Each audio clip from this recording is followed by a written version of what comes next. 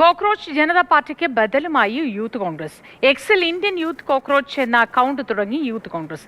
Indian youth cockroach എന്ന വെബ്സൈറ്റും ആരംഭിച്ചു. ബി ബാലഗോപാൽ വിവരങ്ങളുമായി ചേരുന്നു. ബാലഗോപാൽ, കുറച്ച് ദിവസങ്ങളായി ഈ പാർട്ടിയാണ് പ്രശ്നമുണ്ടാക്കിയിരുന്നതെങ്കിൽ അതിന് ബദലായി യൂത്ത് കോൺഗ്രസ് വീണ്ടും ഒരെണ്ണം ആരംഭിച്ചിരിക്കുന്നു.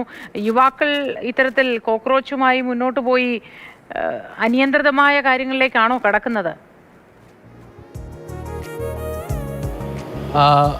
മോത്തി, യഥാർത്ഥ പാറ്റ, അതായത് റിയൽ കോക്രോച്ച് ആരെന്ന ചോദ്യത്തിന് ഉത്തരവുമായാണ് ഇപ്പോൾ ഇന്ത്യൻ യൂത്ത് കോൺഗ്രസ് പുറത്തു വന്നിരിക്കുന്നത്. കോൺഗ്രസിൻ്റെ യുവജന സംഘടന പറയുന്നത് തങ്ങളാണ് യഥാർത്ഥ കോക്രോച്ച്, അതായത് റിയൽ കോക്രോച്ച് എന്നാണ് പറഞ്ഞിരിക്കുന്നത്. ഇതിൻ്റെ ഭാഗമായിട്ടാണ് എക്സിൽ ഇന്ത്യൻ യൂത്ത് കോക്രോച്ച് എന്ന ഒരു എക്സ് ഹാൻഡിൽ ഇപ്പോൾ തുടങ്ങിയിരിക്കുന്നത്, ഒരു അക്കൗണ്ട് ഇപ്പോൾ തുടങ്ങിയിരിക്കുന്നത്. അതിനു പുറമെ ഒരു വെബ്സൈറ്റും ഈ സംഘടന ഇതേ പേരിൽ തുടങ്ങുകയും ചെയ്തിട്ടുണ്ട്.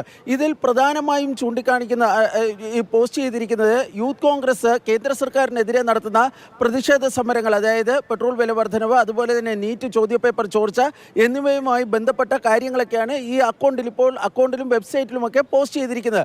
ഇതിൽ പറഞ്ഞിരിക്കുന്നത് യഥാർത്ഥ പാർട്ടികൾ ഈ ഓൺലൈൻ വിപ്ലവകാരികളല്ല, മറിച്ച് തെരുവിൽ പോരാടുന്നവരാണ്. അത് യൂത്ത് കോൺഗ്രസ് ആണ്. അതുകൊണ്ട് തങ്ങളാണ് യഥാർത്ഥ പാർട്ടികൾ എന്നാണ് യൂത്ത് കോൺഗ്രസ് ഇപ്പോൾ പറഞ്ഞിരിക്കുന്നത്.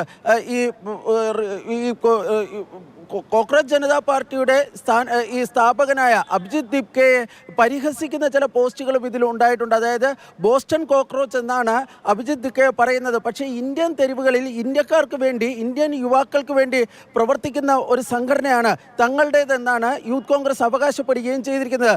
ഏതായാലും നേരത്തെ ഈ മുഖ്യധാരാ പാർട്ടികളോടുള്ള എതിർപ്പ് കാരണമാണ് ഈ കോക്രോച്ച് ജനതാ പാർട്ടി പോലുള്ള ഈ ഓൺലൈൻ അല്ലെങ്കിൽ ജൻസികളുടെ ഒരു കൂട്ടായ്മയൊക്കെ ഉയർന്നു വരുന്നതെന്ന ആരോപണങ്ങൾക്കിടയിലാണ് ഇപ്പോൾ ഇന്ത്യൻ യൂത്ത് കോൺഗ്രസ് ഈ ഒരു ബദൽ അക്കൗണ്ടുമായി രംഗത്തെത്തിയിരിക്കുന്നത്. ഏതായാലും ഈ അക്കൗണ്ടിന് നിലവിൽ വലിയ തോതിലുള്ള ഒരു പ്രചാരണമാണ് യൂത്ത് കോൺഗ്രസ് നൽകുന്നത്.